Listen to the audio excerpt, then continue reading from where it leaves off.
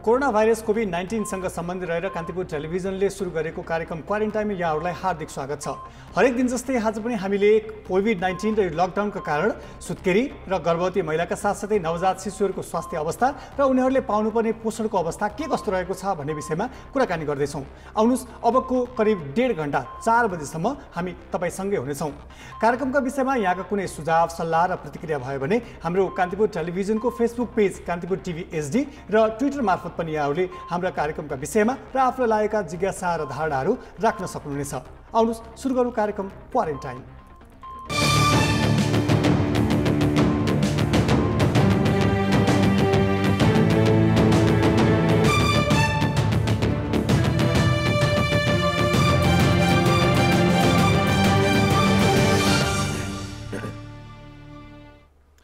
कान्तिपुर टेलिभिजनको विशेष प्रस्तुति कार्यक्रम क्वारेन्टाइन हेर्दै हुनुहुन्छ र सधैँ जस्तो साथी नवराज र म सुप्रल यहाँको टेलिभिजन स्क्रिनमा आइसकेका छौँ। कोरोना भाइरस कोभिड-19 सँग सम्बन्धित विभिन्न विषयहरू लिएर हामी हरेक दिन तपाईँहरूको टेलिभिजन स्क्रिनमा आउने गर्दछौँ र आज हामीले उठाएको विषय चाहिँ लकडाउनको यो समयमा गर्भवती महिला र साथसाथै सुत्केरी महिला र साथसाथै नवजात शिशुहरूलाई परेको समस्याबारे हामीले 1.5 घण्टासँग छलफल गर्नेछौँ। सो नवराज, अब नेपालकै हकमा कुरा गर्नुपर्दाखेरि अहिले लकडाउनले गर्दाखेरि चाहिँ विभिन्न अस्पतालहरूमा चाहिँ जो गर्भवती महिलाहरूले पहिला जानुहुन्थ्यो उहाँहरूको सङ्ख्या पनि घटेको छ र अस्पतालमा हुने जन्मको संख्या घटेको देख्दाखेरि नै धेरै जन्म चाहिँ अहिले घरमै भइरहेको छ कि भन्ने चाहिँ आँकडा गर्न सकिन्छ। सुप्रल, पक्कै पनि यो चाहिँ कस्तो भने सहर र अलिकति सुविधा सम्पन्न ठाउँहरूको अवस्थामा चाहिँ धेरैजसो मानिसहरू सुत्केरी गराउनका लागि स्वास्थ्य संस्था वा हस्पिटल नै जाने प्रचलन बढ्दै गएको छ। अझै पनि ग्रामीण क्षेत्रको कुरा गर्ने हो भने वा दूर दराजमा चाहिँ यस्तो खालको समस्या अझै छ। त्यो चाहिँ मैले नियमित अवस्थाको कुरा गर्न खोजेको। अब अहिलेको यो लकडाउन, यो कोरोना भाइरसको संक्रमण, यो खालको प्रभाव परेको बेलामा त के गाउँ के ग्रामीण कुरा गरौँ वा सहरको कुरा पनि सबै ठाउँतिर चाहिँ अस्पतालहरूमा यस्ता खालका सहज रूपमा सुविधाहरू पाउने गरेको देखिँदैन। भनौँ अझ पनि अरू जस्तै कोरोना भाइरसकै लगायतका यस्ता खालका बिरामीहरूलाई अलिक बढी प्राथमिकता राख्ने हुँदाखेरि चाहिँ यो नियमित रूपमा स्वास्थ्य उपचार गर्नुपर्ने, अझ यो संवेदनशील क्षेत्र अन्तर्गत पर्छ यो प्रसुति सेवा चाहिँ, होइन? यो चाहिँ गर्भवती महिलाको कुरा, सुत्केरी, त्यसपछि नवजात शिशुको उनीहरूको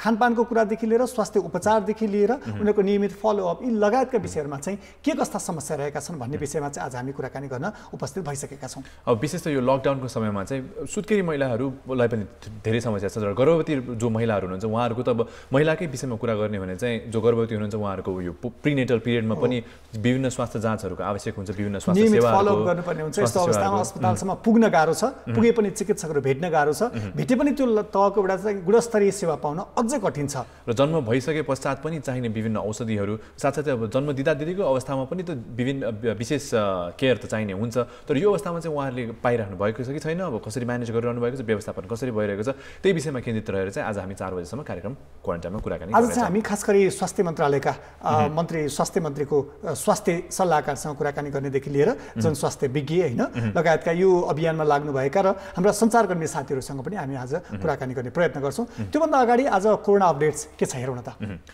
टेलिभिजन स्क्रिनमा कोरोना भाइरस कोभिड-19 को आजसम्मको अपडेट्स।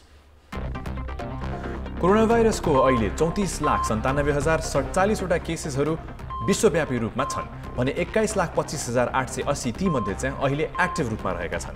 कोरोना भाइरसबाट सङ्क्रमित मध्ये 11,36,291 जना चाहिँ निको भएर घर फर्किसकेको अवस्था छ भने 2,44,876 जना मानिसले चाहिँ कोरोना भाइरसको सङ्क्रमणबाट ज्यान गुमाउनु परेको अवस्था छ। नेपालको सन्दर्भमा कुरा गर्ने हो भने अहिलेसम्म 59 जना सङ्क्रमित भएको अवस्था छ भने यसमा 16 जना चाहिँ निको भएर घर फर्किसकेको अवस्था छ।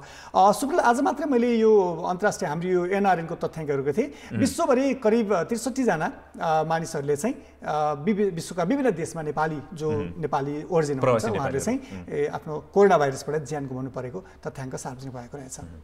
नेपालमा चाहिँ अहिलेसम्म त्यस्तो कुनै स्थिति आएको छैन र आशा गरौँ यो कायम नै रहन्छ। लकडाउनको आज हामी 41औं दिनमा छौँ र लकडाउनमा चाहिँ अब यो अरू समस्याहरू निम्तिएको चाहिँ छन्। यो कोरोना भाइरसको सङ्क्रमणबाट त हामी जोग्यौँ, विशेष त स्वास्थ्य क्षेत्रमा परेको समस्याहरूबारे चाहिँ हामीले पहिलेको एपिसोडहरूमा पनि धेरै कुराहरू गऱ्यौँ। कोरोनाको उपचार त भइरहेकै थियो, होइन? कोरोनासँग सम्बन्धित सरकारको सबै प्रयत्नहरू कोरोना केन्द्रित देखिन्छ। यस्तो अवस्थामा चाहिँ अन्य दुर्घटनाको कुरा, अन्य स्वास्थ्य उपचारको विषयमा चाहिँ हामीले योभन्दा अघिल्लो भागमा कुराकानी गरिसकेका छौँ। आज चाहिँ हामी अलि स्पेसिफिक भएर अझ चाहिँ यो प्रसुति सेवा, गर्भवती महिला सुत्केरी महिला र नवजात शिशुहरूले पाउनुपर्ने सुविधा के छ, अवस्था कस्तो छ भन्ने कुरामा चाहिँ मुख्यतः केन्द्रित रहने।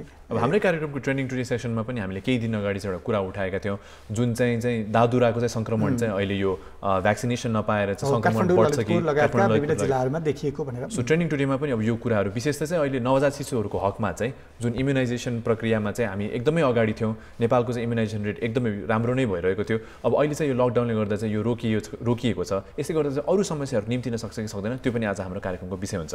ट्रेनिङ टुडेको कुरा मैले उठाइहालेँ, आजको ट्रेनिङ टुडेमा चाहिँ के छ हेरौँ त। ट्रेनिङ टुडेमा सोसियल मिडियामा कस्ता कस्ता पोस्टहरू चाहिँ ट्रेन्ड भइरहेका छन्, हामी तपाईँहरूलाई देखाउने गर्दछौँ। ट्रेनिङ टुडेमा आज पहिलो यो घटना रहेको छ, निको भएर घर फर्किएका रौतहटका युवकलाई फेरि आइसोलेसनमा ल्याइयो भनेर चाहिँ यो चाहिँ शङ्कास्पद केस भएको हुनाले चाहिँ पुनः आइसोलेसनमा ल्याइयो भनेर एउटा समाचार आएको थियो।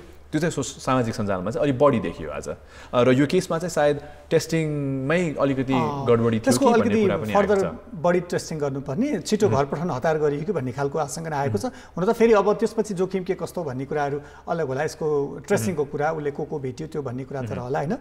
र त्यसका अलावा चाहिँ अर्को चाहिँ उत्तर कोरियाका नेता किम जोङ चाहिँ केही एक सातापछि चाहिँ सार्वजनिक भएको अर्को समाचार पनि अहिले आएको रहेछ। यो समाचार चाहिँ हामीले नर्थ कोरियाको विषयमा केही समय अफवाहहरू पनि फैलिएको थियो, उनी छैनन् वा उनको निधन भइसकेको भन्ने खालको अपुष्ट समाचारहरू पनि आएको थियो। त्यसलाई गर्दै उनको खास एक सातापछि चाहिँ सार्वजनिक उपस्थिति भन्ने लगायतको विषय चाहिँ समाचारमा आएको रहेछ।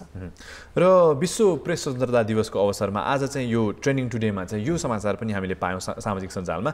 नेपालले चाहिँ 6 स्थान गुमाएको छ ग्लोबल प्रेस फ्रिडम इन्डेक्समा, विश्व प्रेस स्वतन्त्रता इन्डेक्समा चाहिँ, जुन चाहिँ रिपोर्टर्स सान्स फ्रन्टियर्स अथवा रिपोर्टर्स विदाउट बोर्डर्स भन्ने संस्थाले चाहिँ हरेक वर्ष निकाल्ने गर्छ। त्यसमा चाहिँ नेपालको स्थान चाहिँ 6 स्थान घटेर चाहिँ हामी अहिले चाहिँ 112औं स्थानमा छौँ भन्ने चाहिँ एउटा अलिकति दुःखद समाचार चाहिँ आएको छ। सुप्रल, आज यो मार्च 3 चाहिँ इन्टरनेसनल प्रेस फ्रिडम डे पनि हो। नेपालमा पनि विभिन्न कार्यक्रम गरेर प्रेस स्वतन्त्रताको अवसरमा यी कार्यक्रमहरू अपनाउने गरिन्छ। तर बिस्तारै यो प्रेस स्वतन्त्रताको सम्बन्धी चाहिँ नेपालको पछिल्लो समय अंगीकार भएका कानुन कुरा, पत्रकारले स्वतन्त्र रूपमा समाचार सङ्कलन सम्प्रेषण कस्तो अवस्था छ भन्ने अलिकति हामी पछाडि परेको चाहिँ दृश्य खास पक्कै पनि सुखद त होइन। र यो अर्को यही प्रसङ्गमा चाहिँ कोरोनासँग सम्बन्धित यो मास्क स्क्यान्डल भनेर धेरै आउने गरेको छ होइन। अहिले चाहिँ यो लर्ड शिवको मूर्तिमा चाहिँ मास्क लगाएको एउटा समाचार, यो विषयमा एउटा अहिले चाहिँ नारायण महर्जनले ट्विट गर्नुभएको छ। त्यो त्यस्तो खालका यो पछिल्लो समय स्कल्पचरहरूमा चाहिँ यो मास्क लगाउने केही समयको मात्रै चिनिया राष्ट्रपतिको त्यो तस्विरमा मास्क लगाएको पनि यो एउटा विवादित पनि बनेको थियो। त्यो भएर यो अलिकति मान्छेले आस्थामा माथि अलिकति यो प्रश्न उठ्ने खालको कुराले नै आज अलिकति स्थान पाएको छ। र ट्रेनिङ टुडे पश्चात चाहिँ अब कार्यक्रमको विषयमा फर्क्यौँ।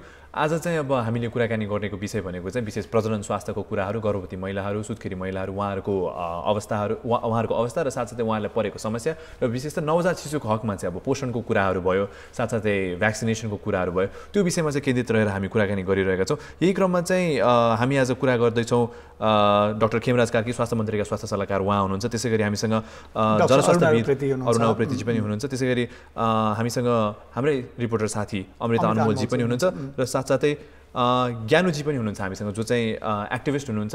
उहाँ चाहिँ सामाजिक अभियन्ता हुनुहुन्छ, विशेष चाहिँ यो स्वास्थ्य क्षेत्रमा काम गरिरहनु भएको छ। ज्ञानुजी अहिले हामीसँग कनेक्ट भइसक्नु भएको छ। ज्ञानुजीलाई कार्यक्रममा स्वागत गरौँ।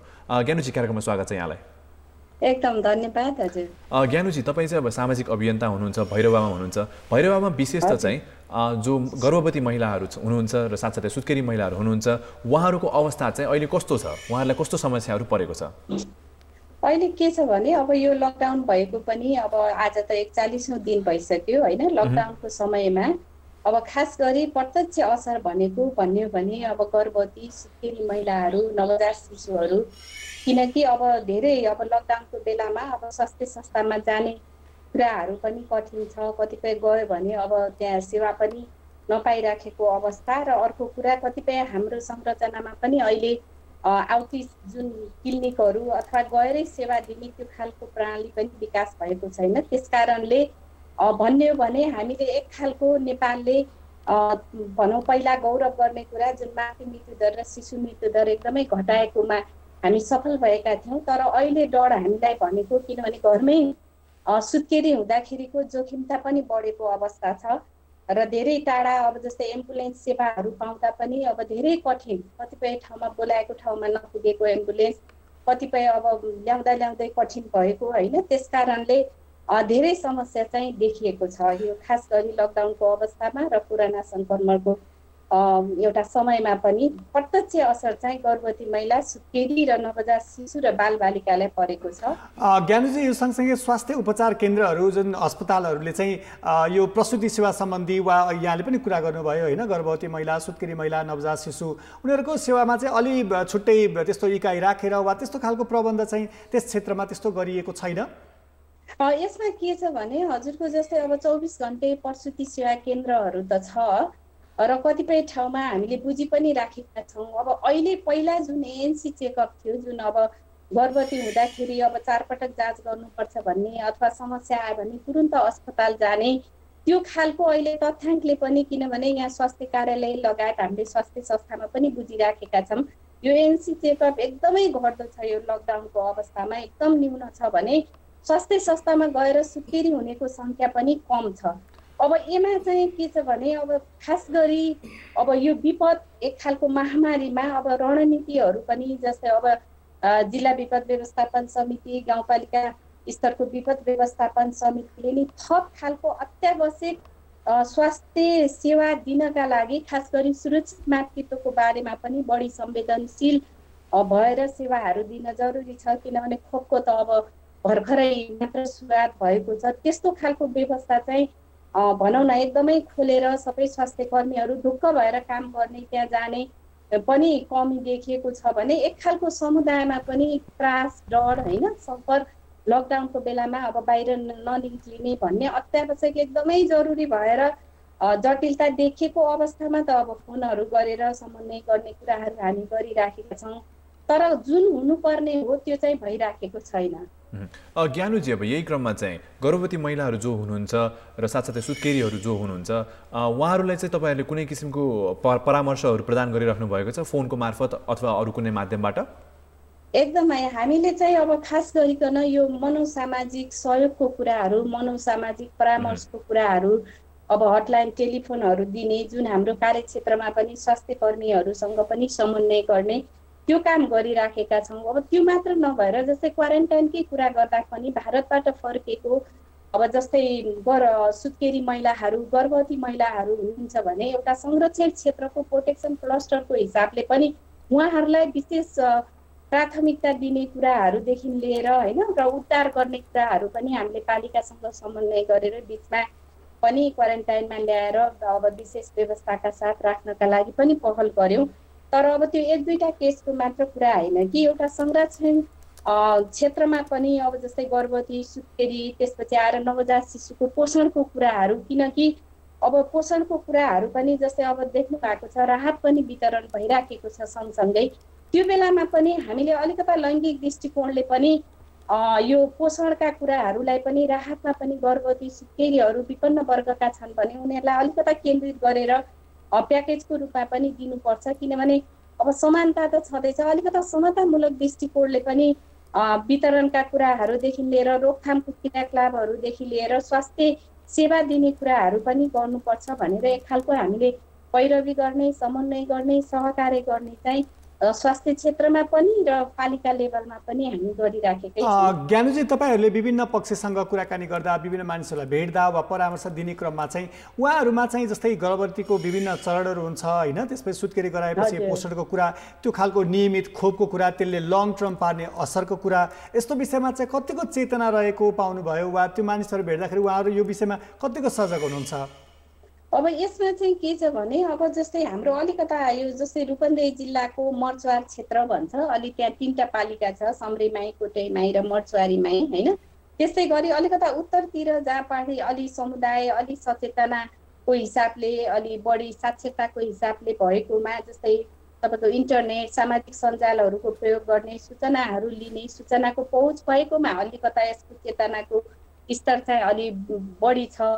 तर जुन हाम्रो ग्रामीण समुदायमा जो घरभित्रै बस्ने गृहिणीहरू हुनुहुन्छ, जो चाहिँ अब स्वास्थ्य संस्था नजिक गएर जाँच्ने कुराहरू छ, त्यो चाहिँ अझै पनि त्यो चाहिँ हामीले कुरा गर्दाखेरि कमी पाएको छौँ। यसका साथसाथै यहाँको आसपासमा त्यस्तो घरमै बच्चा जन्माउनु परेको त्यस्ता उदाहरणहरू छन् यहाँले त्यस्तो खालको आफूले सहजीकरण गरेको? एकदमै धेरै छन्, किनभने अब अहिले जुन मैले कुरा गरिराखेको छु, जस्तै अब मजगाउँ स्वास्थ्य संस्था, 24 घण्टे प्रसुति सेवा केन्द्र, फरेना जुन 24 घण्टे प्रसुति सेवा केन्द्र, त्यस्तै गरेर कमरिया होइन, धेरै स्वास्थ्य कर्मी साथीहरू पनि हुनुहुन्छ र हामी पनि सम्पर्कमै छौँ। अहिले चाहिँ धेरै स्वास्थ्य संस्थामा आएर सुत्केरी गराउनेको सङ्ख्या एकदमै न्यून छ र समुदायमा पनि सुत्केरी चाहिँ घरमा सुत्केरी हुनेको सङ्ख्या बढ्दो छ। त्यसकारणले एउटा हाम्रो चिन्ता के भने यत्रो मातृ मृत्यु दर र शिशु मृत्यु दर जुन घटाउन सफल भएर सबैको प्रयास भइराखेकोमा अब यो लकडाउनले गर्दा आज 41 दिन भयो,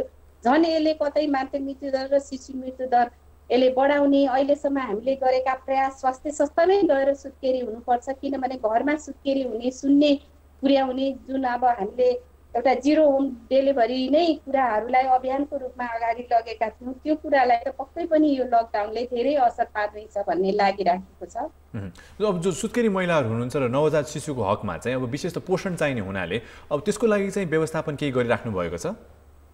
अब यसमा के छ भने अब हामीले प्रत्यक्ष सामाजिक संस्थाहरू त्यसरी गएर आफै दिने त्यो त एकदमै अहिले त्यसरी नगरे पनि एउटा अर्को क्षेत्र चाहिँ जस्तै बालबालिकाको हकमा चाहिँ अलि जोखिममा भएका बालबालिकाहरू होइन, अब त्यस्तो गर्भवती सुत्केरी पनि कठिनमा परेको अवस्थाका कुराहरू थाहा पाउन साथ हामीले पालिकासँग पनि अब त्यसपछि आएर नगरपालिका गाउँपालिकासँग पनि समन्वय गरेर वडा अध्यक्षज्यूहरूसँग पनि समन्वय गरेर त्यसरी एकद्वार प्रणालीबाट सहयोग चाहिँ हामीले गरिराखेका छौँ र त्यसको साथसाथै अब अन्य भनौँ मनोसामाजिक सहयोगका कुराहरू जस्तै तुरुन्त आकस्मिक सेवा प्रदान गर्ने कुराहरू अब अस्पताल जस्तै अब लुम्बिनी प्रादेशिक अस्पताल छ, यहाँ भीम अस्पताल छ, किनभने रेफरलको हिसाबले पनि सबै सुत्केरी चाहिँ अब स्वास्थ्य संस्था 24 घण्टे प्रसुति सेवा केन्द्रमा पनि हुन्थेन। कतिपय जटिलताको केसमा त रेफरल केसहरू पनि बढी जान्थ्यो होइन, त्यसले गर्दा त्यो पाटोमा पनि हामीले अलिकता छलफल गर्ने यो कुराहरू पनि प्राथमिकतामा राख्नुपर्छ भनेर घचघचाइराखेको त अवस्था छ।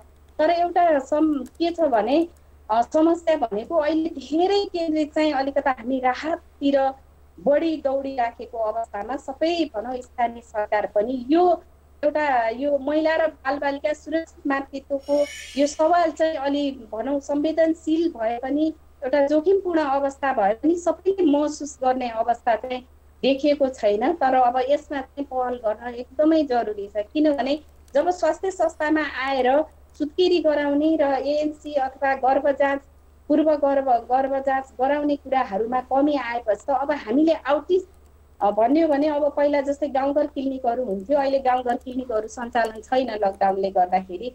अब त हामीले स्वास्थ्य कर्मीहरू बरु घर घरमै गएर, किन हामीसँग त डाटा हुन्छ, गएर घरमै हामीले भनौँ न एउटा सुत्केरीको जाँचदेखि लिएर गर्भ अवस्थाको जाँचको पोषणको कुराहरूदेखि लिएर पनि त्यहाँ पुगेर पनि दिन सक्छौँ भने अलिकता हामीले सामाजिक सञ्जालको कुराहरूमा पनि सुरक्षित मातृत्वका सूचनाहरू पनि हामीले कतिपटक गर्भ जाँच गराउने, कस्ता खतराका लक्षणहरू देखियो भने तुरुन्त स्वास्थ्य कर्मीलाई खबर गर्न सक्छौँ। स्वास्थ्य कर्मीको टेलिफोन नम्बरहरू यो हुनसक्छ, जसरी हामीले मनोसामाजिकको लागि एउटा टोल फ्री हटलाइन अथवा निःशुल्क टेलिफोनहरू दिइराखेका छौँ। त्यसै पनि यो अलिकता सञ्चारको माध्यमबाट, किनभने तुरुन्तै त्यहाँ नपुग्नु सक्ने अवस्थामा त्यो खालको पनि हामीले विकास गर्न जरुरी छ भने यति धेरै महिला यो तपाईँले जति भनिरहनु भएको छ यो विषयहरू एकदम अहिलेको टड्कारो आवश्यकता पनि हो।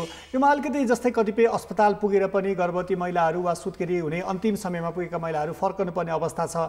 यस्तो खालको जोखिम रहेको बेला चाहिँ अब जस्तै स्वास्थ्य संस्था टाढा भएको ठाउँमा, सम्पर्क नहुन सकेको ठाउँमा, त्यसमा अलिकति त्यसलाई सावधानी अपनाउने विधिहरू जस्तै स्वास्थ्य कर्मीहरू नपुगेको अवस्थामा होइन, यहाँहरूले पनि कतिपय अवस्थामा सहजीकरण गरिराख्नु भएको छ, त्यो अपनाउनु पर्ने सावधानीका विषयमा अलिकति भनिदिनुहोस् न।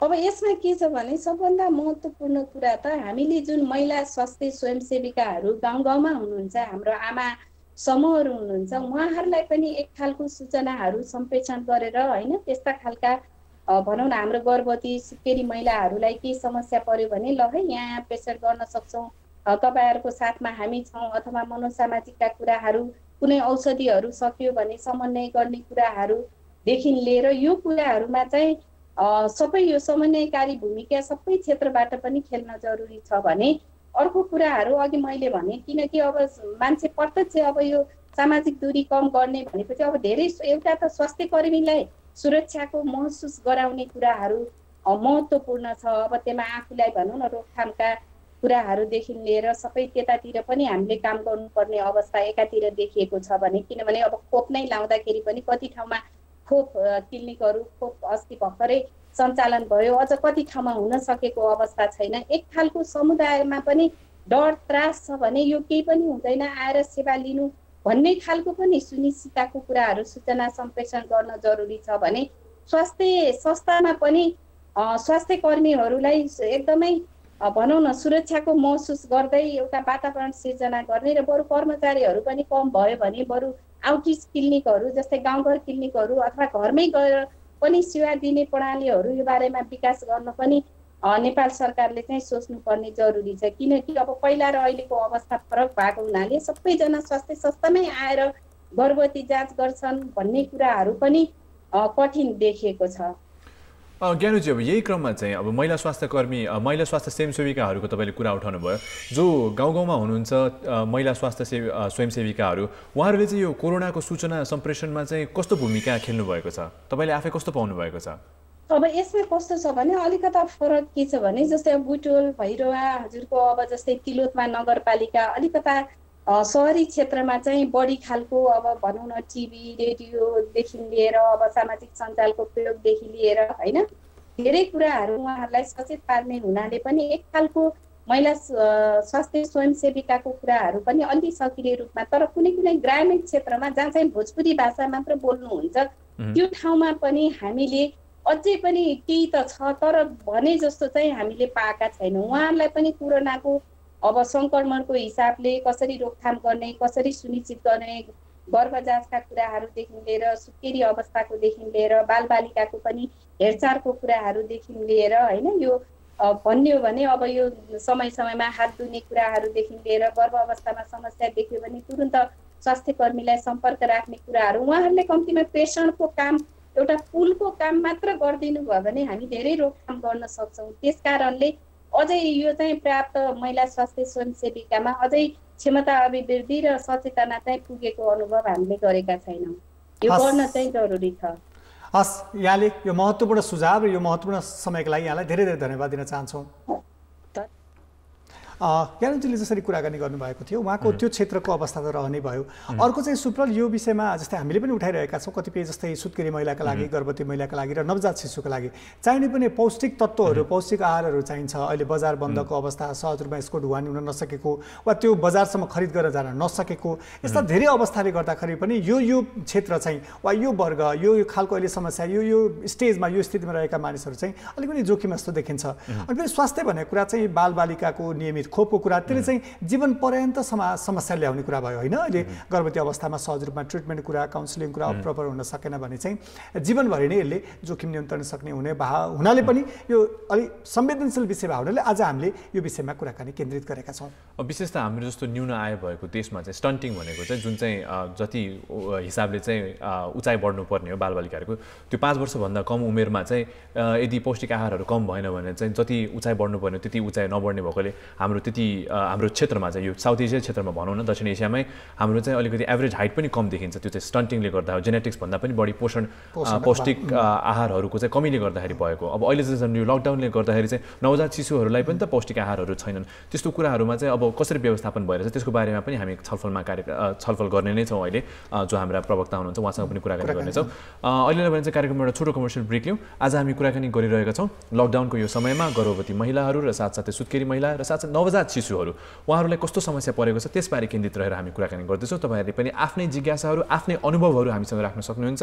हाम्रो फेसबुक पेज कान्तिपुर टिभी एचडीमा हामीले लाइभ भिडियो सेयर गरेका छौँ। त्यहाँ तपाईँको अनुभव, तपाईँका जिज्ञासाहरू कमेन्ट गर्नुहोस्। ट्विटरमा @OurKTV हाम्रो ट्विटर ह्यान्डल रहेको छ, त्यसमा पनि हामीले हाम्रो एउटा ट्विट्स हामीले राखेका छौँ। त्यो ट्विटमा पनि तपाईँले आफ्नो अनुभवहरू ट्विट गरेर चाहिँ पठाउन सक्नुहुन्छ। त्यसलाई हामी कार्यक्रममा समेट्ने प्रयास गर्छौँ। अहिलेलाई पनि हामी एउटा छोटो व्यापारिक विश्राम लिन गइरहेको छौँ। हामीसँगै रहनुहोला।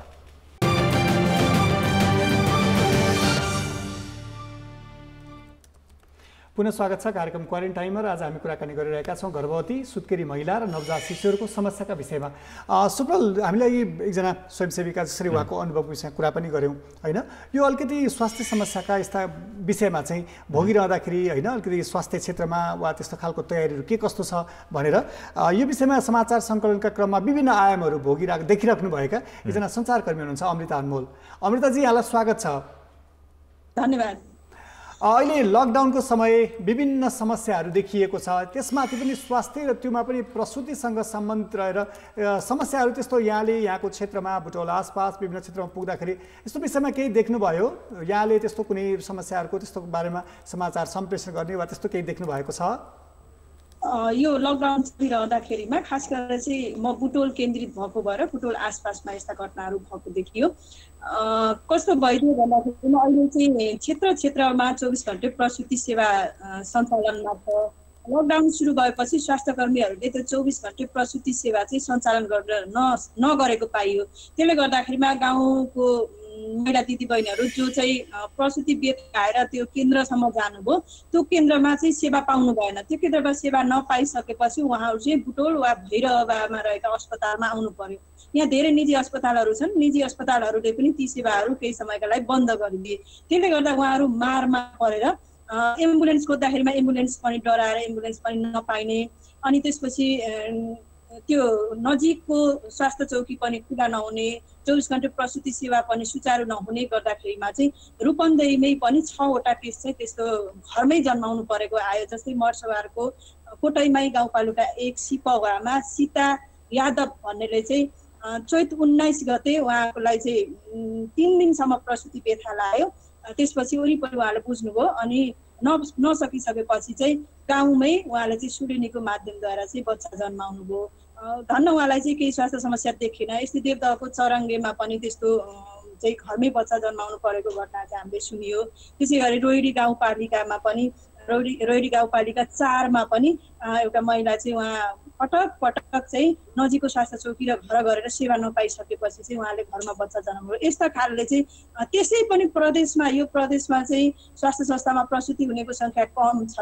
यसैमाथि यो लकडाउनले गर्दाखेरिमा सेवा नपाएकै कारणले पनि उहाँहरूले जोखिम मोलेर बच्चा जन्माउनु परेका घटनाहरू चाहिँ देखियो। अमृताजी, जसरी हाम्रो नेपालमा अलिकति पछिल्लो समय शिशु र मातृ मृत्यु दर चाहिँ अलिकति घटिरहेको अवस्था थियो, यसले चाहिँ अब त्यो जोखिम पनि बढ्ने भयो। यसमा अलिकति स्वास्थ्य क्षेत्रले अलिक संवेदनशील रूपमा नलिएको हो कि वा यसलाई चाहिँ अलिकति हामीले त्यो क्षेत्रलाई अलिकति मर्यादित बनाउन नसकेको के कारणले यस्तो घरमै बच्चा जन्माउनु पर्ने परिस्थिति सिर्जना किन भइरहेको छ? यो कोरोनाको त छँदैछ एउटा त्रास होइन, यसका विकल्पहरूका विषयमा चाहिँ अलिकति स्वास्थ्य संस्थाले अलिकति अग्रसरता लिन नसके हो? सबैभन्दा ठुलो कुरा चाहिँ जनचेतना र त्यहाँको चाहिँ सेवा प्रवाह कस्तो छ त्यसमा चाहिँ भर पर्छ। हाम्रा सरकारी स्वास्थ्य संस्थाहरू कस्तो भइदियो भन्दाखेरिमा चाहिँ सेवा दिने भनेपछि सेवाको गुणस्तर वृद्धि पनि नगर्ने, सेवा दिँदाखेरिमा चाहिँ मुस्कान सहितको सेवा भनेर प्रचार त गरिन्छ, तर त्यहाँ जाने व्यक्तिलाई दिने सेवा कस्तो, ऊ कसरी आउने, एउटा मान्छेलाई चाहिँ जसरी परामर्श गर्नुपर्ने हुन्थ्यो त्यो खालको परामर्श भएन कि जस्तो चाहिँ लाग्छ। प्रदेश 5 कै कुरा गर्ने हो भने चाहिँ 6 जिल्ला तराईका जिल्ला छन्, 6 जिल्ला चाहिँ पहाडी जिल्ला छन्। अब यो यी जिल्लाहरूमा कुल प्रसुतिको 75.2% मात्रै अस्पतालमा जानुहुन्छ, 24.8% चाहिँ घरमै अझै पनि प्रसुति हुनुहुन्छ। अझ त्यसमाथि पनि स्वास्थ्य उहाँ जो चाहिँ तालिम प्राप्त स्वास्थ्यकर्मीबाट प्रसुति हुनेको सङ्ख्या त 50% भन्दा पनि कम छ। यो भनेको एकदम लाजमर्दो अवस्था हो। जसरी सरकारले अथवा राज्यले चाहिँ प्रचार गर्यो, निःशुल्क सेवा प्रवाह पनि गर्यो, त्यो खालको सेवा चाहिँ स्वास्थ्यकर्मीहरूले जसरी दिनुपर्ने थियो त्यो भएन कि जस्तो लाग्छ। अलिकति नर्सिङ सेवा चाहिँ कुन उद्देश्यले चाहिँ नर्सिङ पढेको हो, उसले दिने सेवा चाहिँ के हो, उसले बिरामीप्रति गर्ने चाहिँ त्यो उसको दायित्व चाहिँ के हो, त्यो दायित्व बोध अलिक भएन कि। कतिपय यो तराई मूलबाट यही बजारमै प्रसुति हुन आउने, विशेषज्ञ अस्पतालमै प्रसुति हुन आउने महिलाहरूले के गुनासो गर्नुहुन्छ, हामीले चाहिँ प्रसुति हुने बेलामा दुख्यो भन्ने कुरा पनि नर्सहरूसँग भन्न सक्दैनौँ। यसो भन्दाखेरिमा हामीले पिटाइ खानुपर्छ, उहाँबाट गाली खानुपर्छ। यो खालको भयो कि सेवा प्रवाह नै राम्रो भएन कि, यसलाई सुधार्नुपर्छ कि चाहिँ जस्तो लाग्छ मलाई। अमृताजी, भनेपछि अहिलेको अवस्थामा चाहिँ प्रसुति सेवा पनि नपाउने जुन अवस्था छ, यो चाहिँ अब तपाईले आफूले हेर्दाखेरि चाहिँ अस्पतालहरूको चाहिँ अलिकति उदासीनता देखिएको हो? अलिकति उदासीनता हो। सेवा प्रवाहमा चाहिँ अरू सेवाहरूलाई जसरी चाहिँ ध्यान दिइन्छ प्रसुति सेवालाई अलिकति ध्यान नदिएको हो कि जस्तो पनि लाग्छ। कुनै ठाउँ अब पूर्वाधारै हेरियो भने पनि पूर्वाधार पनि एकदमै कमजोर छ। विशेषज्ञ अस्पतालमै हेर्दाखेरिमा पनि त्यहाँ चाहिँ विशेषज्ञ चिकित्सकको अभाव हुने, त्यहाँ चाहिँ त्यो बेड नहुने, त्यहाँ चाहिँ बस्ने ठाउँ नहुने, उसले चाहिँ 24 घण्टासम्म प्रसुति भइसकेपछि अब्जर्भेसनमा राख्नुपर्ने भए पनि ठाउँकै अभावले गर्दाखेरिमा 2 घण्टाभित्रमै उसलाई चाहिँ घरमा पठाउनु पर्ने, बिरामी चाहिँ ढोकामा अस्पतालको ढोकामा आइसकेपछि पनि ठाउँ नपाएर चाहिँ बाहिर जानुपर्ने, यस्ता तमाम समस्या छन्। यसमा सुधार गर्नुपर्ने थुप्रै छ। तर कस्तो भइदियो भने महिला र बालबालिकाको समस्या भनेपछि त्यो महिला र बालबालिकालाई चाहिँ चासोको रूपमा लिने, एउटा चाहिँ नयाँ नागरिक जन्माउने हो, एउटा मान्छेले चाहिँ आफ्नो जिन्दगी चाहिँ दोसाँधमा राखेर आमा बन्ने हो, यो चाहिँ ठुलो प्रक्रिया हो भनेर नीति निर्माणकर्ताले चाहिँ सोचिदिनु भएन, अस्पताल व्यवस्थापन समितिले सोचिदिएन। यसले गर्दाखेरिमा चाहिँ यो सेवा अझ सुधार हुन सकेन कि हामीले पहिलाको भन्दा अहिले चाहिँ तुलनात्मक रूपमा सेवा सुधार भएको हो, तर जति हुनुपर्ने थियो त्यो चाहिँ अझै बाँकी छ कि चाहिँ जस्तो लाग्छ मलाई। अमृताजी, अब यो सँगसँगै जस्तै लकडाउन कारण यातायात तथा आवागमनमा समस्या छ, कतिपय गर्भवती महिलाहरू अस्पताल जान समस्या होला, त्यसपछि बच्चा सानो शिशुहरूलाई लिएर जान उत्तिकै समस्या होला, अनि अर्को पोषणको जस्तै पोषण खाद्यान्न लगायतका पोषणको कुराहरूमा चाहिँ के कस्ता समस्याहरू भोगेका त्यहाँका मानिसहरूले यस्तो समाचारको सङ्कलन क्रममा यहाँ विभिन्न क्षेत्रमा पुग्नु भएको छ, अस्पताल पुग्नु भएको छ, नागरिकसँग भेटघाट गर्दा चाहिँ यो आवागमन र पोषणका विषयमा पनि समस्या रहेको यहाँलाई कुनै त्यस्ता मानिसहरूले कुराकानी गरे? जो चाहिँ एम्बुलेन्स नपाएर अथवा साधनै नपाएर घरमा प्रसुति हुने कुरा त एउटा रह्यो होइन। मैले प्रत्यक्ष रूपमा 6 जनाको समस्या चाहिँ आफैले चाहिँ अहिलेसम्म चाहिँ मैले रिपोर्ट गर्न सकेँ, उहाँहरू कन्ट्याक्टमा आउन नचाहे पनि। कस्तो भइदियो भन्दाखेरिमा अब सार्वजनिक यातायात बन्द भयो, यो बेलामा निजी सवारी पनि चलाउन उनीहरू डराए। एम्बुलेन्स जो चाहिँ 24 घण्टा चल्नु पर्थ्यो, जहाँ पनि जानु पर्थ्यो, उनीहरू पनि कस्तो खालको बिरामी हो उसलाई चाहिँ बोक्न जान अनिच्छुक देखियो। त्यसले गर्दाखेरिमा उहाँहरूले एउटा जोखिमता चाहिँ स्वास्थ्य केन्द्रसम्मै आउनका लागि उहाँहरूको पहुँच पुगेन, ठुलो समस्या त्यहाँनिर भइदियो। त्यस पछाडि लकडाउन सुरु भयो। लकडाउन सुरु भए पछाडि चाहिँ अब निम्न वर्ग जोसँग चाहिँ पोषणसँग प्रत्यक्ष चाहिँ उहाँहरू सहभागी हुन सक्नुहुन्न अथवा पैसा हुनेले पनि किन सक्नुहुन्न। अहिले त बजार बन्द छ, निश्चित समयमा मात्र खुल्छ र निश्चित सामान मात्र पाइन्छ। सरकारले रात भनेर दिँदा पनि के भइदियो भन्दा दाल दिने, चामल दिने, तेल दिने, तर उसलाई चाहिँ चाहिने तरकारी चाहिन्छ होला, दुध चाहिन्छ होला, पोषक अरू तत्त्वहरू चाहिन्छ होला, त्यो हेरेर क्वारेन्टाइनकै कुरा गर्ने हो भने पनि क्वारेन्टाइनमा रहेका गर्भवती महिलाहरू, क्वारेन्टाइनमा रहेका सुत्केरी महिलाहरू, उहाँका जोखिमता त फरक हुन्थ्यो होला नि। उहाँलाई लगाउनु पर्ने प्याडको कुराहरू आउँथ्यो होला, बच्चालाई खुवाउनु पर्ने दुधको कुरा हुन्थ्यो होला, आमाले खानुपर्ने पोषण र त्यस पछाडि बच्चालाई हुर्काउनु पर्ने कुरा हुन्थ्यो होला। त्यो तर्फ चाहिँ कसैको पनि ध्यान दिएन कि साधारण ऊ चाहिँ एउटा महिला एउटा पुरुष, महिला हो भने छुट्टै कोठामा बस्यो, पुरुष भयो भने छुट्टै कोठामा बस्यो, समान खालको खाना खाइयो, समताको नीति भनेको चाहिँ अपनाइएन। अमृताजीसँग हामी पुनः जोडिने प्रयास गर्नेछौँ। अमृताजी चाहिँ बुटवलमा समाचार सङ्कलनको क्रममा चाहिँ उहाँले विभिन्न दृश्यहरू जुन परिदृश्यहरू उहाँले देख्नुभयो, जस्तै घरमै सुत्केरी गर्नुपर्ने परिस्थितिदेखि केही उदाहरण पात्रहरूको नाम पनि उहाँले दिनुभयो। र अमृताजी यही क्रममा हामीसँग फेरि जोडिसक्नु भएको छ। अमृताजी, कार्यक्रममा पुनः स्वागत छ। धन्यवाद। अब म त खुला सीमाको नजिकको मान्छे होइन, यहाँ चाहिँ बेलैया नाका नजिक छ, जो चाहिँ पैदल मार्गमा नेपालकै सबैभन्दा बढी चल्ने मार्ग हो। यो मार्गबाट आउने प्रसुति र गर्भवती को छ भन्ने उद्धार गर्ने मान्छेले पनि त्यो पनि बुझ्नु भएन कि एउटा सुत्केरी महिला अमृताजीसँग हामी पुनः पनि जोडिन प्रयास गर्नेछौँ। अब त्यहाँको चाहिँ अलिकति रिस्क अवेर हुन्छ नि, जस्तै त्यहाँ कतिपय जोखिमका बारेमा मान्छेलाई कतिको चेतना छ होइन, त्यो पछि फेरि त्यसो अरू सङ्क्रमणको अर्को जोखिम हुनसक्छ, सुत्केरी घरमै त्यसरी अव्यवस्थित रूपमा गराउँदाखेरि त्यसका विषयमा पनि उहाँसँग अझै धेरै कुराकानी गर्न बाँकी छ। अमृताजी हामीसँग पुनः जोडिसक्नु भएको छ। अमृताजी, कार्यक्रममा एकपटक फेरि स्वागत छ यहाँलाई। धन्यवाद। हामी अब सीमा नजिकको मान्छे, मैले बेलैया रूपन्देहीको बेलैया नाकामा चाहिँ अलिकति चाहिँ रिपोर्टिङ गर्ने र सम्पर्क टुटिरहेको छ, सायद अब नेटवर्कको प्रब्लमले गर्दाखेरि होला। उहाँसँग हामी फेरि जोडिने प्रयास गर्नेछौँ। कार्यक्रममा चाहिँ आज हामीले विशेष कुरा उठाउन खोजेको भने चाहिँ गर्भवती महिलाहरू र साथसाथै सुत्केरी महिलाहरू, नवजात शिशुको हकमा चाहिँ नवजात शिशुहरूले हुन्छ नि, मान्छेलाई पेट भर्नै नपाएको बेला गुणस्तरीयता, अलिकति पोषणको कुरा त यति टाढा छ, त्यसले फेरि दीर्घकालीन असर पार्ने कुराहरूमा चाहिँ फेरि चेतनाको तह पनि त्यतिको बढाउनु जरुरी छ होइन। यहाँ अहिले हाम्रो अमृताजीले कुरा पनि गर्नुभएको थियो, रात बाँडिएको छ, साधारण नुन, तेल, दाल, चामल मात्रै बाँडिएको छ।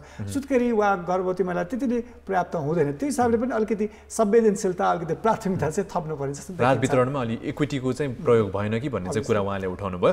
र साथसाथै अब हाम्रो सोसियल मिडियाकै कमेन्टहरू हेर्ने हो भने चाहिँ सोसियल मिडियामा पनि धेरै गुनासोहरू आइरहेका छन्। विशेष चाहिँ बच्चाको भ्याक्सिनेसन लाउन पाइन, खोप लाउन पाइन भनेर चाहिँ गुनासोहरू आएका छन्। मनिष श्रेष्ठजीले चाहिँ हामीलाई फेसबुकमा कमेन्ट गर्नुभएको छ, मेरो छोरीलाई चाहिँ 15 महिना पुरा भएर आउनु भनेको थियो, लग्नुपर्ने डेट वैशाख 7 गते, तर खोइ लग्नु पाएको छैन, थापाथली अस्पताल भनेर उहाँले भन्नुभएको छ। अब वैशाख 7 गतेबाट आज हामी वैशाख 21 गते पुगिसक्यौँ, लकडाउन त लम्बी नै रहेको छ। अब जुन फलोअपको कुराहरू भयो, नियमित स्वास्थ्य जाँचको कुराहरू भयो, त्यसमा चाहिँ अब 15 महिनाको नानुले चाहिँ पाएनन् भनेर चाहिँ मनिष श्रेष्ठजीको गुनासो रहेको छ। सुप्र अर्को एउटा ट्विट आएको रहेछ, यो चाहिँ जस्तै मान्छेको प्राथमिकता तोकेर सरकारले पासको व्यवस्था गरेको छ। पास अप्लाई गर्दाखेरि के कस्ता कुराहरूमा पाउने नपाउने भन्ने एउटा उदाहरण चाहिँ सञ्जीव उपाध्यायले लेख्नु भएको रहेछ।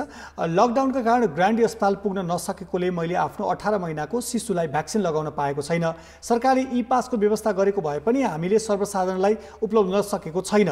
अस्पतालको कागजपत्र भएको खण्डमा के उक्त सुविधा पाउन सकिन्छ भनेर एउटा प्रश्न गर्नुभएको छ। र उहाँले चाहिँ सरकारको पासमा अनलाइन पास जसरी उहाँले अप्लाई गर्नुभएको थियो, त्यो अनलाइन पासमा चाहिँ प्रतिक्रियासहित जस्तै माफ गर्नुहोला तपाईँको पास स्वीकृत भएन, कारण अस्पतालको कागजपत्र तथा सुरक्षाकर्मीको सहयोगमा अत्यावश्यक स्वास्थ्य सेवा लिन सकिने भनेर पासहरू देखाएर जान सकिन्छ भने, तर कतिपय ठाउँमा रोकेको अवस्था पनि देखियो। सुप्रल यही क्रममा चाहिँ अब हामीसँग हुनुहुन्छ जनस्वास्थ्यविद डाक्टर अरुणा उप्रेतीजी हामीसँग जोडिसक्नु भएको छ। अब हामीले आज कार्यक्रममा उठाएको विषयको बारेमा चाहिँ उहाँसँग बढी कुराकानी गरौँ न। अरुणाजी, डाक्टर अरुणाजी, कार्यक्रममा स्वागत छ यहाँलाई।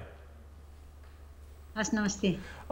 डाक्टर साहब, आज हामीले कार्यक्रममा उठाएको विषय भनेको चाहिँ विशेष त यो जो गर्भवती महिलाहरू हुनुहुन्छ, सुत्केरी महिलाहरू हुनुहुन्छ, नवजात शिशुको हकमा पनि अब खोप नपाएको कुराहरू, पौष्टिक आहारहरू नपाएको कुराहरू, त्यो कुराहरू हामीले उठाउँदैछौँ। विशेष त तपाईँले अहिले चाहिँ विशेष यो गर्भवती महिला र साथसाथै सुत्केरी महिलाको हकमा चाहिँ अवस्थाहरू कस्तो पाउनु भएको छ?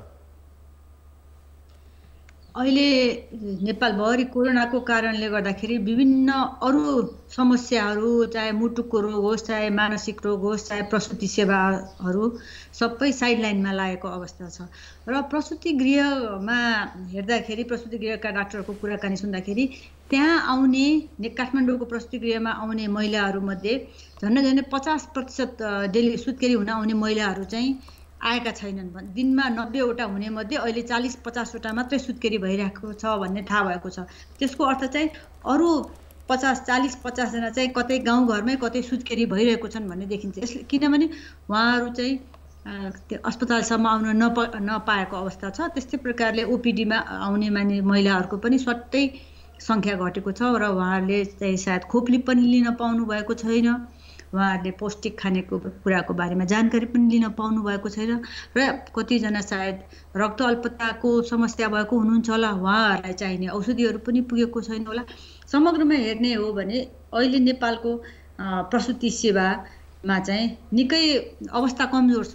तर यसको साथसाथै अर्को के भन्न सकिन्छ भने जुन अहिले अमृता अनमोलजीले भन्नुभयो 6वटा बच्चाहरू चाहिँ घरमै जन्माउनु भयो भनेर, एकजनाको चाहिँ सुत्केरी 3 दिनको सुत्केरी भयो, अनि त्यसपछि एकदम कठिनतापूर्वक बच्चा जन्माउनु भयो भनेर भन्नुभयो।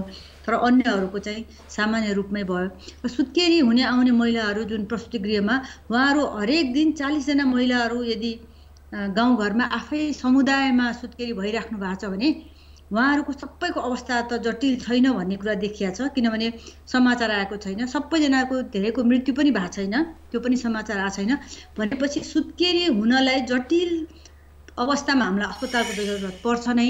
तर समुदायमा महिला स्वास्थ्य स्वयंसेविका अथवा त्यहीँको अनमी नर्सहरूले पनि सेवा पुर्याउन सक्दा रहेछन् भन्ने कुरा चाहिँ अहिलेको अवस्थाले देखाएको। यो कठिन अवस्थामा डाक्टर साहब यो चाहिँ एउटा खालको विकल्पको रूपमा रह्यो होइन। अर्को फेरि यहाँले पनि अहिले उल्लेख गरिसक्नुभयो कतिपय मानिसहरू आउन नसकेको अवस्था, ओपिडीहरू बन्द भएको अवस्था होइन, त्यो फेरि जोखिम अर्को त रहने नै भयो।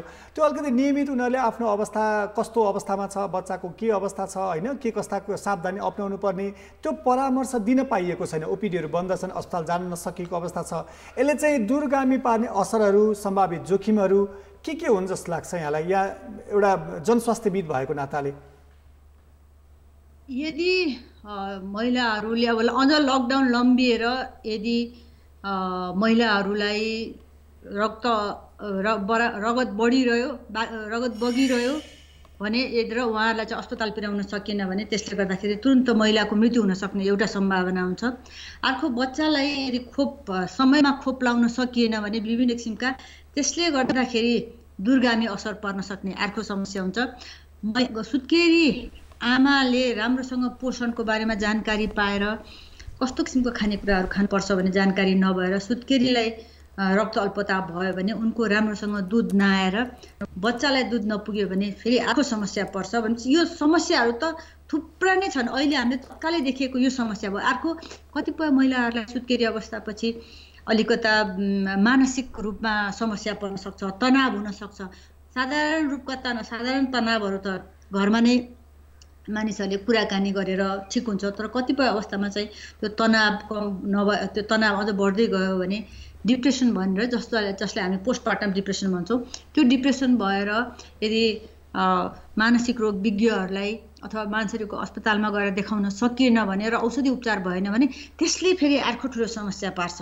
त्यसै कारणले गर्दाखेरि यस्तो किसिमको अवस्थामा पनि विशेष गरी महिलाको स्वास्थ्यलाई ध्यानमा राखेर सरकारले कुनै यस्तो किसिमको कदमहरू चाल्नुपर्छ ताकि यस्तो किसिमको महिलाहरू चाहिँ चाहिएको बेलामा उपचार पाएको बेलामा उपचारबाट वञ्चित नहुन् भनेर। त्यस्तै प्रकारले पोषणको बारेमा पनि मैले के देखेको छु भने जुन महिलाहरूसँग हामीहरूको सुत्केरी महिलाहरूलाई अथवा गर्भवती महिलाहरूलाई चाहिने पोषणहरू प्राय घरमै साधारण खालका खानेकुराहरूबाटै पर्याप्त मात्रामा पोषण पाइन्छ। तर त्यही पर्याप्त मात्रामा त्यो भएकै खानेकुराहरूलाई राम्ररी कसरी चाहिँ प्रयोग गर्ने, कसरी पकाउने, कसरी त्यसको प्रयोग गर्ने, कस्तो भाँडामा पकाउने भन्ने जानकारी जुन छ नि त्यो महिलाहरूलाई दिनको लागि हाम्रो परम्परागत ज्ञानले पनि धेरै मद्दत गर्न सक्छ। त्यो ज्ञान पनि अहिले हराएको छ। नयाँ हामीले औषधि उपचारहरू पाएको छैनौँ। त्यसले गर्दाखेरि त हामी त अहिले अवस्थामा महिलाको स्वास्थ्य चाहिँ जोखिममा छ नै भनेर मान्नुपर्छ।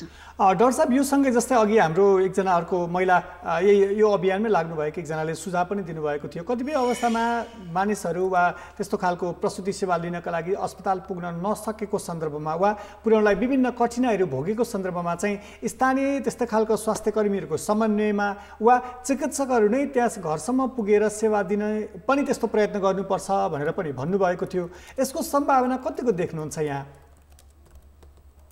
अहिलेको लागि त मैले सम्भावना त खासै देख्दिनँ। दुईटा कारणले। एउटा चाहिँ कस्तो भने सबैजना मानिसहरूलाई कोरोनाको यति सन्तास छ कि अब अस्पतालमै आएको महिलाहरूलाई ज्वरो आएको महिला छ अथवा शल्यक्रिया गर्नुपर्ने महिलालाई चाहिँ निजी अस्पतालले शल्यक्रिया नगरेर अस्पतालबाट अर्को सरकारी अस्पतालमा पठाइदिएको त हामीले हिजो भर्खर पढ्यौँ नि नोबेल उसमा विराटनगरमा नोबेल मेडिकल कलेजबाट।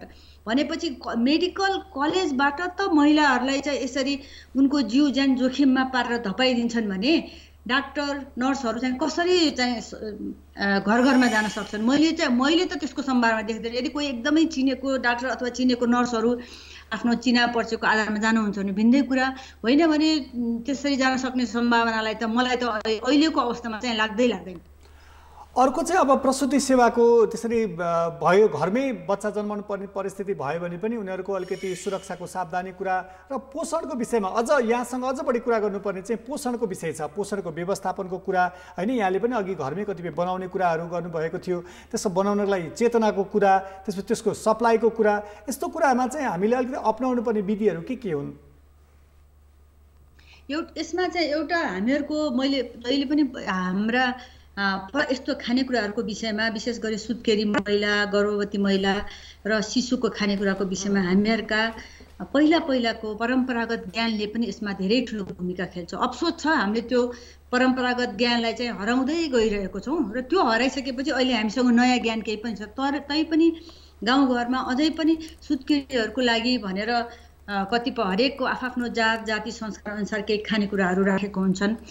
जस्तो उदाहरणको लागि सुत्केरी मसला बनाउने, यो सुत्केरी मसला बनाउनलाई धेरै महँगो कुराहरू चाहिँदैन, सुत्केरी मसला एउटा भयो। त्यस्तै प्रकारले ज्वानो हरेकको घरमा हुन्छ। मानिसहरूले घिउहरू अलिक सुत्केरीलाई खुवाउनुपर्छ भनेर घिउ बनाएको हुन्छन्। अनि दाल चामल विभिन्न किसिमको तरकारीहरू गेडागुडीहरू त सबैजनाको घरमा हुन्छ नि। हो यही कुरालाई सुत्केरीको लागि विशेष अवस्थाको लागि सुत्केरीलाई दिनमा 4-5 चोटि खुवाउनुपर्छ, उनलाई झोल बढी खुवाउनुपर्छ, भात बढी खुवाउनुपर्छ, चाकु घिउ बढी खुवाउनुपर्छ भनेर जुन राखेको छ नि, त्यसैलाई चाहिँ यदि त्यो ज्ञानलाई अहिलेको बेलामा परिमार्जन गरेर सुत्केरीलाई दिन सक्यो भने त्यसले एउटा चाहिँ एकदमै राम्रो सकारात्मक भूमिका खेल्छ। किनभने यसको लागि हामीलाई धेरै पैसा पनि खर्च गर्नु पर्दैन, बाहिरबाट किन्नु पनि पर्दैन, घरमै भएको खानेकुरालाई प्रयोग गर्ने मात्रै हो। र यसले चाहिँ दिगो व्यवस्थापनको लागि अहिलेको लागि मात्रै होइन, मैले चाहिँ के भन्छु भने नेपालमा अब कोरोना भाइरसको सङ्क्रमण सिद्धिसकेपछि पनि दिगो व्यवस्थापनको लागि हामीहरूसँगै भएका खानेकुराहरूलाई कसरी प्रयोग गर्न सक्ने भन्ने सुत्केरी, गर्भवती, शिशु, बालबालिका, किशोर किशोरीहरूको लागि पनि एउटा जानकारी हामीलाई अहिले भयो भने यो जानकारीलाई दिन सक्यौँ भने भविष्यको लागि पनि काम लाग्छ। त्यसै कारणले गर्दाखेरि कोही सुत्केरीहरूलाई विशेष अहिले जुन अघि अमृता अनमोलले भन्नुभयो सुत्केरीहरू खान नपाएर समस्या परेको भने उनीहरूको लागि विशेष व्यवस्था त हुनैपर्छ। सरकारले, स्थानीय सरकारले, केन्द्र सरकारले, स्वास्थ्य मन्त्रालयले गर्ने त्यसमा त कुनै शङ्कै छैन। तर जसको घरमा खानेकुराहरू छ उहाँहरूले चाहिँ आफूसँग भएकै खानेकुराहरूलाई राम्रोसँग प्रयोग गरेर गर्भवती, सुत्केरी र शिशुहरूलाई दिन सक्ने चाहिँ एकदमै धेरै सम्भावना देख्छु। र म चाहिँ त्यही विषयमा अहिले त लेखिरहेको छु। मैले एउटा पहिला किताब लेखेको थिएँ, खाना खानुभयो भने, यो किताबले म फेरि परिमार्जन गर्दैछु। यसमा हामीहरूसँग भएका खानेकुराहरू के छन् तिनीहरूलाई अझ कसरी राम्रोसँग प्रयोग गर्न सक्छु भनेर तपाईँहरूको यो यसलाई प्रयोग गरेर मैले आफ्नो किताबको पनि विज्ञापन गरिहालेँ। डाक्टर साहब, अब यो त पोषणको कुरा भयो। अब पोषण बाहेक चाहिँ विशेष त नवजात शिशुको हकमा चाहिँ अब खोपको कुरा, अघि हाम्रो दर्शक एकजनाले पनि कमेन्ट गर्नुभयो, सञ्जीवजी हुनुहुन्थ्यो, मनिषजी हुनुभयो, उहाँहरूले चाहिँ अब अहिले खोप लाउन नपाएको, यो लकडाउनले गर्दाखेरि अस्पताल पुग्न नसकेको भनेर गुनासो राख्नुभयो। सुयोग्या श्रेष्ठजीले चाहिँ हाम्रो ट्विटरमा भर्खर एउटा ट्विट पठाउनु भयो, मेरो बच्चालाई नियमित खोप लगाउन नपाएको 2 महिना भयो, यसले दीर्घकालीन रूपमा केही त असर गर्दैन नि भनेर उहाँले चाहिँ जिज्ञासा राख्नु भएको छ। अब उहाँलाई कसरी सम्बोधन गर्नुहुन्छ तपाईँ?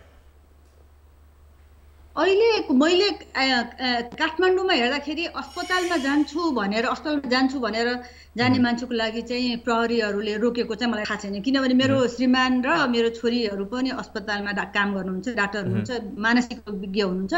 दुवैजनाले आज पनि पेसेन्टहरू हेर्नुभयो र पेसेन्टहरूले कसरी आउनुभयो त पेसेन्टहरू भन्ने कुराकानी गर्दाखेरि हामी चाहिँ डाक्टर कहाँ जान थाल्यो भनेर डाक्टरको कागज देखाइसकेपछि प्रहरीहरूले जान दिनुभयो भनेर भन्नुभयो। त्यसै कारणले गर्दाखेरि अस्पतालमा जानलाई अब आवागमन नभएको, गाडी नपाइएको त्यो एउटा समस्या हो। तर अस्पतालमै जानलाई, खोप लगाउन जानलाई बच्चा लिएर जान्छु भनेपछि प्रहरीले रोकेको चाहिँ छैन। र जहाँसम्म खोपको कुरा छ, सरकारी अस्पतालहरूमा चाहिँ खोप भइरहेको छ। अब निजी अस्पतालमा विभिन्न कारणवश खोप आएको छैन भने त्यो एउटा भिन्दै कुरा हो। तर सकेसम्म बच्चाहरूलाई चाहिने खोपहरू चाहिँ समयमै लगाउनुपर्छ। आजको नलगाएर भोलि अथवा 1 हप्तापछि लगायो भने खासै ठुलो समस्या त पर्दैन।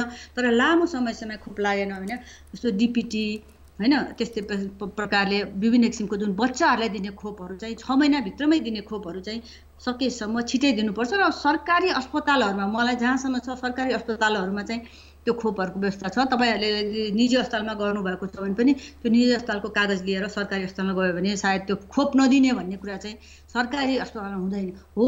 समस्या चाहिँ त्यहाँसम्म कसरी पुग्ने भन्ने त्यो चाहिँ अब एउटा समस्या छ। र सकेसम्म बालबालिकाहरूको लागि खोप, जस्तो पोलियोको खोप चाहिँ सकेसम्म टाइममै ल्याउनुपर्छ। हामीले डिपिटी भन्छौँ, भ्यागुते रोग, पोलियो, टिटानस, यो 3टा जुन खोप छ त्यो चाहिँ समयमै लगाएपछि बच्चा त्यसबाट एकदम मुक्त हुन्छ भन्ने कुरामा हामी विश्वस्त हुन सक्छौँ। र किनभने यो बेलामा यदि बच्चालाई समस्या पर्यो भने यसले दीर्घकालीन समस्या अप्नाउन सक्छ। त्यसैले हामी खोप अहिले हेर्नुहोस् न, कोरोनाको पनि खोप चाहिन्छ, भ्याक्सिन भनेर जुन भनिरहेछौँ नि, त्यसले भविष्यमा मान्छेहरूलाई बचाउन सकोस् भनेर। त्यसैले यो डिपिटी जो बच्चाहरूको लगाउने खोप चाहिँ सकेसम्म चाँडै गर्नु। अहिलेसम्म बच्चा बिरामी भएको छैन भने एकदमै राम्रो र नहोस् पनि, तर उसको लागि उसको भविष्यलाई ध्यानमा राखेर सकेसम्म जसले खोप लगाउन पाउनु भएको छैन उहाँहरूले चाहिँ स्वास्थ्य चौकी अथवा अस्पतालमा गएर सकेसम्म खोप चाहिँ सकेसम्म चाँडै लगाउनु पर्ने व्यवस्था गर्नुपर्ने हुन्छ। डाक्टर साहब, यो सँगै जस्तै खोपका लागि अस्पताल जानुपर्ने, कतिपय प्रसुति सेवाको लागि अस्पताल जानुपर्ने, अर्को सन्तास चाहिँ अस्पताल जाँदाखेरि कतै यो कोरोनाको भाइरसको सङ्क्रमणको अर्को जोखिम हुन्छ कि भन्ने खालको एउटा मनोवैज्ञानिक असर पनि मानिसहरूलाई परेको जस्तो देखिन्छ। त्यो कारणले पनि कतिपय सहज भएर वा सम्भावना रहेको ठाउँमा पनि मानिसहरू अस्पताल जान नखोजेको अवस्था छ। यस्तो अवस्थामा चाहिँ के हुन्छ? त्यस्ता खालका सन्तास वा त्यस्ता खालको अलिकति आशंका बोक्ने मानिसहरूलाई के सुझाव दिन चाहनुहुन्छ? सन्तास त एकदम हुन्छ नै, किनभने त्यसै कारणले गर्दाखेरि हिजो हामीहरू सबैजना मास्क लगाएर नै बाहिर हिँड्छौँ। अनि एकजना मेरो साथी डाक्टर साथीले त एकदमै पुरा त्यो अस्पतालमा लाउने जस्तै प्रकारले घरमा बस्दाखेरि पनि यही लाएर बस्ने हो कि भनेर एउटा लिएर आउनुभएको थियो। मैले त्यो उहाँको त हँसी उडाएँ होइन। सन्तास चाहिँ छ, त्यो सन्तासले गर्दा मानसिक रूपमा मान्छेलाई चिन्ताले गर्दाखेरि पर्ने अर्को समस्या त अब सायद अब बढी देखिन्छ होला होइन।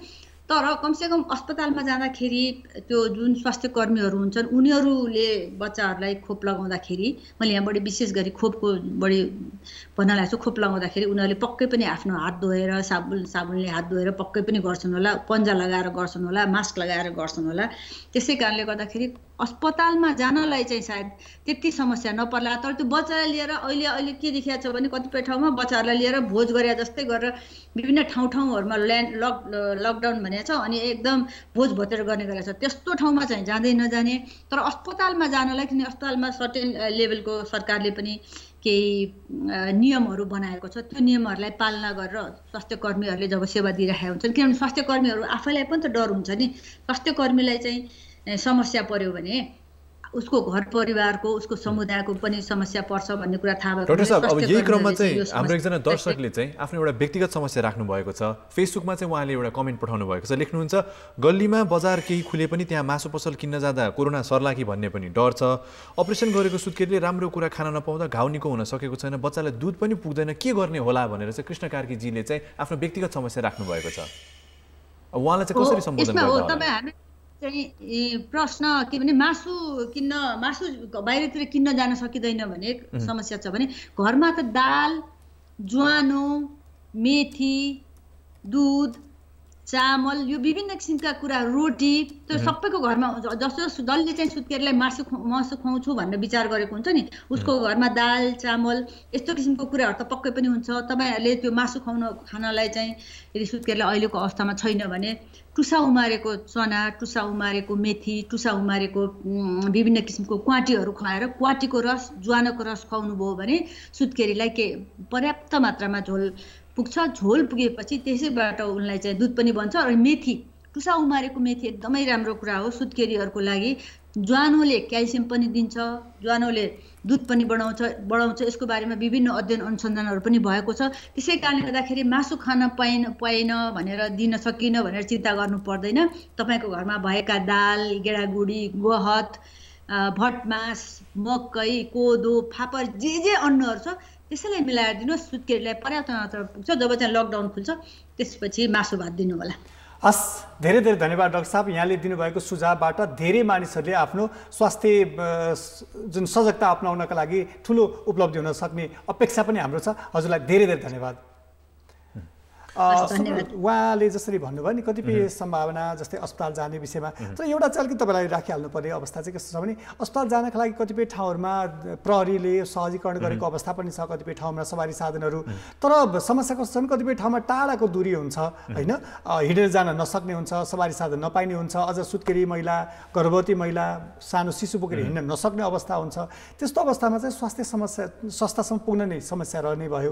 र कतिपय ठाउँहरूमा चाहिँ अलिकति अज्ञानता अबुझले त्यस्ता खालका परिणामहरू पनि देखिएको छ, जो जान नचाहने वा अलिकति सन्तास बढी लिने, यसले चाहिँ जोखिम बढाउने भयो। तर पौष्टिक तत्त्वको कुरा चाहिँ जसरी घरमै उपलब्ध हुने कुराहरूलाई पनि म्यानेज गर्न सकिने कुरा चाहिँ उहाँले गर्नुभएको थियो। त्यो चाहिँ महत्त्वपूर्ण कुरा भयो। अहिले चाहिँ यो बजारमा चाहिँ अब चाहिएको जस्तो सामान नपाएला अब विशेष त अब न्युट्रिसनको हकमा चाहिँ अब अरू के प्रडक्ट्सहरू चलाइराखेको सट्टा चाहिँ घरमै भएको सामानहरूले पनि पर्याप्त मात्रामा चाहिँ पोषण प्रदान गर्न सकिन्छ भन्ने कुरा चाहिँ डाक्टर साहबले राखिदिनु भएको छ। त्यो चाहिँ हामी सबैले मनन गर्नुपर्छ। अब अहिले चाहिँ ब्रेकमा हामी जाउँ।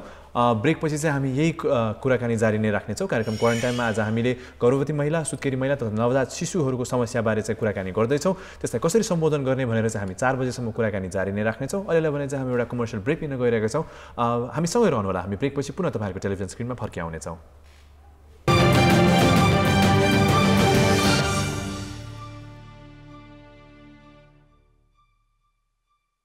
पुनः स्वागत छ। कार्यक्रम क्वारेन्टाइनका साथमा हुनुहुन्छ र आज हामी कोरोना भाइरस र कोभिड सँगसँगै यो लकडाउनका कारण सुत्केरी, गर्भवती महिलाका साथसाथै नवजात शिशुहरूलाई परेको समस्या लगायतका विषयमा कुराकानी गरिरहेका छौँ। सुप्रल, यही विषयमा कुराकानी गर्नको लागि अहिले स्वास्थ्य मन्त्रीका स्वास्थ्य सल्लाहकार डाक्टर खेमबहादुर कार्की हाम्रो प्रत्यक्ष सम्पर्कमा हुनुहुन्छ। डाक्टर साहब, यहाँलाई स्वागत छ। नमस्कार, धन्यवाद। यो पछिल्लो समय जसरी लकडाउनको अवस्था होइन एउटा स्वास्थ्य सावधानी अपनाउनका लागि यसको पनि अपरिहार्यता त छँदैछ, तर यही बिच चाहिँ कतिपय स्वास्थ्य समस्या त्यो पनि अझ प्रसुति सेवासँग सम्बन्धित रहेर धेरै समस्याहरू रहेको, घरमै बच्चा जन्माउनु पर्ने परिस्थिति रहेको, यी विभिन्न उदाहरणहरू पनि हामीले प्रस्तुत गऱ्यौँ। यसमा चाहिँ स्वास्थ्य मन्त्रालयले अझ यहाँहरूले चाहिँ ती प्रसुति सेवा सहजीकरणका लागि के कस्ता व्यवस्था गर्नुभएको छ? यहाँले एकदमै महत्त्वपूर्ण प्रश्न अथवा चाहिँ सवाललाई उठाउनु भयो। मन्त्रालयको तर्फबाट हाम्रो चाहिँ फ्यामिली वेलफेयर डिभिजन भन्ने छ र फ्यामिली वेलफेयर डिभिजनले भर्खरै एउटा चाहिँ ऱ्यापिड एसेसमेन्ट गरेको छ। कति ठाउँमा के प्रभावहरू भयो, खास गरी चाहिँ सुरक्षित मातृत्वका कार्यक्रमहरूमा चाहिँ कस्तो खालको प्रभाव परेको छ भन्ने खालको एउटा चाहिँ लेखाजोखा गरेको छ। र त्यसले के भनेको छ भने हाम्रो चाहिँ सुत्केरी गराउनेहरूको सङ्ख्या चाहिँ पोहोरको यही समयको दाँजोमा अलिकति घटेको छ। अनि मतलब अस्पतालमा अथवा चाहिँ बर्थिङ सेन्टरमा आएर चाहिँ सुत्केरी गराउनेको सङ्ख्या घटेको, त्यस पछाडि चाहिँ सुत्केरी गराउन जाँदाखेरि पनि अप्ठ्याराहरू भएको, अब यातायातको सुविधाहरू नभएको, अब यो एक खालको चाहिँ हामीलाई ज्ञात भएकै कुराहरू, तर चाहिँ अनुसन्धानको तर्फबाट पनि हामीले त्यो कुराहरू चाहिँ प्राप्त भइसकेको छ। र अब त्यसलाई हामीले कसरी चाहिँ सहजीकरण गर्ने भन्ने सन्दर्भमा चाहिँ हामीले यो महामारीको सङ्क्रमणमा सबैभन्दा बढी त स्वास्थ्य कर्मीहरू अस्पतालहरूमा नै अब कुनै एउटा चाहिँ सुत्केरी अथवा गर्भवती आमा सुत्केरी गराउन आउने आमालाई चाहिँ कोभिड सङ्क्रमण भएको छ कि भन्ने डर सबै मान्छेहरूलाई चाहिँ भएको कारणले गर्दाखेरि यो समस्याहरू चाहिँ देखिएको छ। त्यसैले हामीले त्यो सबै बर्थिङ सेन्टरहरू अथवा चाहिँ अस्पतालमा सुत्केरी गराउन आउने महिलाहरूलाई चाहिँ कसरी सहजीकरण गर्ने भन्ने खालको चाहिँ निर्देशिका तयार भइरहेको छ। र यो अहिले भन्नुपर्ने कुरा चाहिँ के मात्रै हो भने जो गर्भवती आमाहरू हुनुहुन्छ र जुन स्वास्थ्य संस्थाहरूमा उहाँहरूले चाहिँ गर्भको जाँच गराइराख्नु भएको छ, त्यही संस्थाहरूले चाहिँ उहाँहरूको डेलिभरीको प्रबन्ध गर्ने, कसरी चाहिँ उहाँहरूलाई स्वास्थ्य संस्थासम्म चाहिँ आउने र चाहिँ स्वास्थ्य संस्थामा चाहिँ डेलिभरी गराउने भन्ने खालको प्रबन्ध गराउने भन्ने हिसाबले त्यो खालको सूचना गइसकेको छ। उदाहरणको लागि चाहिँ कुनै अस्पतालमा एन्टिनेटल चेकअप अथवा गर्भवती जाँच गराइराख्नु भएको छ भने त्यही अस्पतालले चाहिँ उहाँहरूलाई चाहिँ एम्बुलेन्स स्ट्यान्ड बाई राखे, जति बेला उहाँहरूलाई चाहिँ सुत्केरी व्यथा लाग्छ त्यति बेला चाहिँ अस्पतालमा ल्याउने गरी चाहिँ त्यो तयारीहरू भइराखेको छ। र सँगसँगै चाहिँ घरमा सुत्केरी गराउँदाखेरि चाहिँ अपनाउनु पर्ने विधिहरू जस्तो सफा सुत्केरी सामग्री, त्यस पछाडि चाहिँ रगत नगोस् भन्नको लागि चाहिँ मिसोप्रोस्टोलहरू हामीले पहिला दिन्थ्यौँ सुरक्षा चक्की र सुरक्षा चक्कीहरू चाहिँ खरिद गरेर त्यो चाहिँ सम्भावित ठाउँहरूमा चाहिँ कथम कदाचित उहाँहरू चाहिँ स्वास्थ्य संस्थामा आउन सक्नु भएन, घरमै डेलिभरी गराउनु भयो भने पनि जोखिम घटोस् भन्ने हिसाबले चाहिँ त्यसको पनि अल्टरनेटिभ व्यवस्था गर्ने भन्ने हिसाबले चाहिँ मन्त्रालयले लागेको छ। डाक्टर साहब, अब यही क्रममा चाहिँ यो हामी गर्भवती महिलाहरूको कुरा गर्दाखेरि चाहिँ उदयपुरको एउटा प्रसङ्ग मैले जोड्न चाहेँ। अब समाचार एउटा पनि आएको थियो, जो गर्भवती महिला हुनुहुन्थ्यो उहाँले चाहिँ एउटा निजी अस्पतालबाट चाहिँ स्वास्थ्य सेवा पाउनु भएन भन्ने समाचार आयो। हाम्रो एकजना दर्शकले पनि हामीलाई भर्खर ट्विट गर्नुभएको छ, आशुतोष शर्माजीले चाहिँ लेख्नुभयो, यो अवस्थामा चाहिँ हामीले प्राइभेट अस्पतालहरूले चाहिँ यसरी बिरामीहरूलाई नहेर्नु र यो हेला गर्नु र अङ्ग्रेजीमा लेख्नुभएको छ उहाँले, we are avoiding the patients, र यो बेला चाहिँ सरकारी अस्पतालहरूको चाहिँ भूमिका झन् महत्त्वपूर्ण देखियो नि त। अब यो निजी अस्पताललाई थप जिम्मेवार बनाउन चाहिँ सरकारले के गर्नुपर्छ भनेर उहाँले प्रश्न राख्नु भएको छ। र साथसाथै अब चाहिँ प्राइमेरी हेल्थ केयर वर्कर्सहरूको चाहिँ सङ्ख्या बढाउने हो कि र साथसाथै सरकारी अस्पतालहरूको सङ्ख्या चाहिँ बढाउने हो कि भनेर पनि उहाँले चाहिँ कुरा उठाउनु भएको छ।